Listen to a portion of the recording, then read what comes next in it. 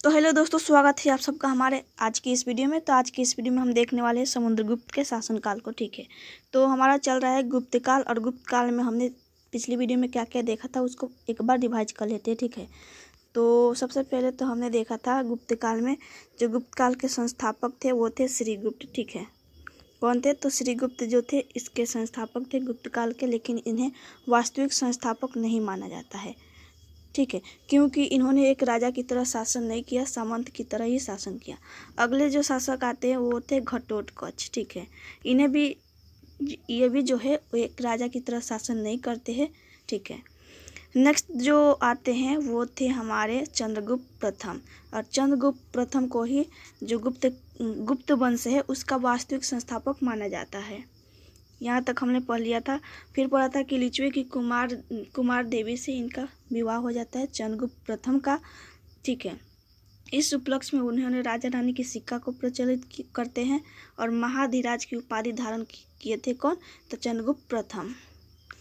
उसके बाद देखा था कि शिक्षा का जो प्रमुख केंद्र था तो वो था उज्जैन। इसी जो भाषा था इस वंश का दरबारी भाषा वो थी संस्कृत, और इसी वंश में बाल विवाह की प्रथा प्रारंभ हुई थी। फिर देखा था पारा का आविष्कार भी इसी वंश में हुआ था। फिर गरुड़ मुद्राएं सर्वाधिक लोकप्रिय थी इस वंश के समय। ठीक है, उसके बाद जो है यानी कि चंद्रगुप्त प्रथम के बाद समुद्रगुप्त का शासन आता है। तो आज की इस वीडियो में हम देखने वाले समुद्रगुप्त के शासनकाल को। तो चलिए देख लेते हैं समुद्रगुप्त के शासनकाल को। तो सबसे पहले तो देखते हैं कि समुद्रगुप्त चंद्रगुप्त प्रथम के पुत्र थे, यानी कि किसके पुत्र थे? तो चंद्रगुप्त प्रथम के ही पुत्र थे। इसे प्राचीन भारतीय इतिहास के महानतम शासकों में गिना जाता है, यानी कि जो समुद्रगुप्त है उनको प्राचीन भारत की इतिहास जो है उस इतिहास के महानतम शासकों में गिना जाता है इन्हें। यह कुमार देवी का पुत्र थे। किन्हें? तो कुमार देवी और चंद्रगुप्त प्रथम के। अतः यह खुद को लिच्छवी दोहित्र कहते थे। जो समुद्रगुप्त थे वो खुद को लिच्छवी दोहित्र कहते थे। लिच्छवी दोहित्र का मतलब हुआ कि ये अपने आप को लिच्छवी की नाती बताते थे। ठीक है, इसके बचपन का नाम जो था वो था कांच। समुद्रगुप्त के तो अगला पॉइंट देख लेते हैं। तो अगला पॉइंट है कि समुद्रगुप्त की जो नीतियाँ थी वो आक्रामक तथा विस्तारवादी थी। इसने उत्तर भारत के राज्यों को जीतकर अपने साम्राज्य में मिलाया था, जबकि दक्षिणावर्त के 12 राज्यों को जीतकर उनसे कर वसूलता था।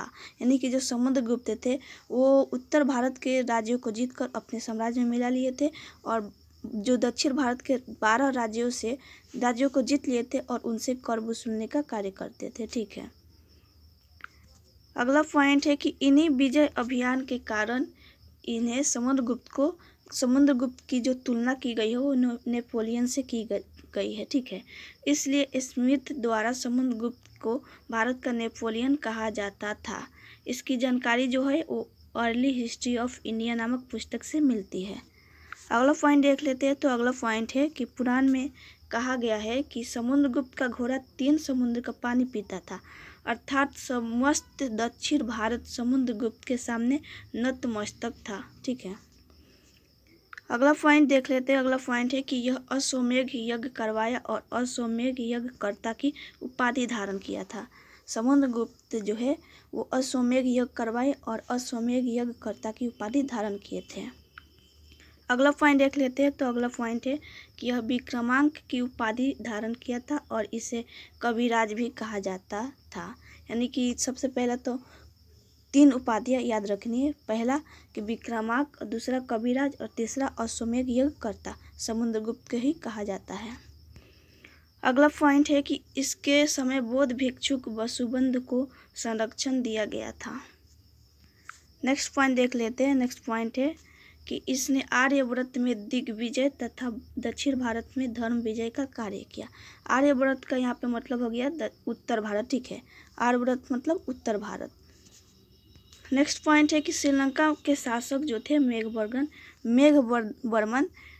श्रीलंका के शासक मेघवर्मन ने बोध गया में मंदिर बनवाने के लिए अपना एक राजदूत समुद्रगुप्त के दरबार में भेजा था और अनुमति मांगी थी मंदिर बनवाने के लिए, और समुद्रगुप्त जो है उन्हें मंदिर बनवाने की अनुमति दे भी दिया था। तो ये भी एक मुख्य बिंदु है जिसे याद करना बहुत ही महत्वपूर्ण होता है। अगले पॉइंट की ओर बढ़ते हैं। तो अगला पॉइंट है हमारा समुद्रगुप्त की विजय अभियान की जानकारी जो है वो प्रयाग प्रशस्ति अभिलेख से मिलती है। कौन सा अभिलेख? प्रयाग प्रशस्ति अभिलेख से मिलती है।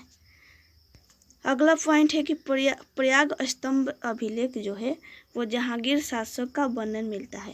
यानी अगले पॉइंट की ओर चलते हैं। तो अगला पॉइंट है हमारा कि जो यह प्रयाग स्तंभ अभिलेख जो है यह अभिलेख समुद्रगुप्त के दरबारी कवि महासंग विग्राहक यानी कि हरिसेन का है। ठीक है।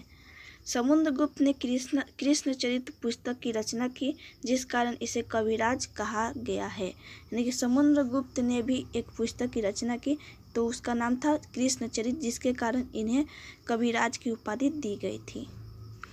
अगला पॉइंट है कि इसे सिक्कों पर बीना बजाते हुए तथा सैनिक वेशभूषा में दिखाया गया था।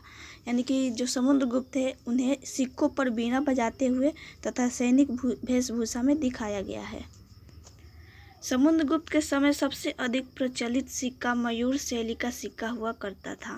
यानी कि समुद्रगुप्त के समय कौन सा सिक्का सबसे प्रचलित था? तो मयूर शैली का जो सिक्का था वो सबसे प्रचलित था। अगला पॉइंट है हमारा कि समुद्रगुप्त के बाद अगला शासक रामगुप्त बना, जो इनके पुत्र थे। ठीक है। यह एक तरह से अयोग्य शासक था, यानी कि योग्य नहीं थे। रामगुप्त की पत्नी का नाम था देवी। ठीक है। आगे देखते हैं। देवी ने रामगुप्त के छोटे भाई चंद्रगुप्त द्वितीय के साथ षड्यंत्र रच के रामगुप्त की हत्या करवा देती हैं। ठीक है। और इसकी जानकारी जो है विशाख दत्त की पुस्तक से मिलती है। जो विशाख दत्त की पुस्तक है देवी चंद्रगुप्तम, उस पुस्तक से मिलती है। ठीक है। तो जो अगला शासक होंगे वो रामगुप्त को मारेंगे, यानी कि चंद्रगुप्त द्वितीय, और चंद्रगुप्त द्वितीय जो होंगे अगला शासक बनेंगे गुप्त वंश के। तो गुप्त वंश के अगले शासक के बारे में नेक्स्ट वीडियो में देखेंगे। चलिए मिलते हैं नेक्स्ट वीडियो में। अगर वीडियो अच्छी लगी हो तो लाइक शेयर सब्सक्राइब जरूर कर देना। तो चलिए मिलते हैं नेक्स्ट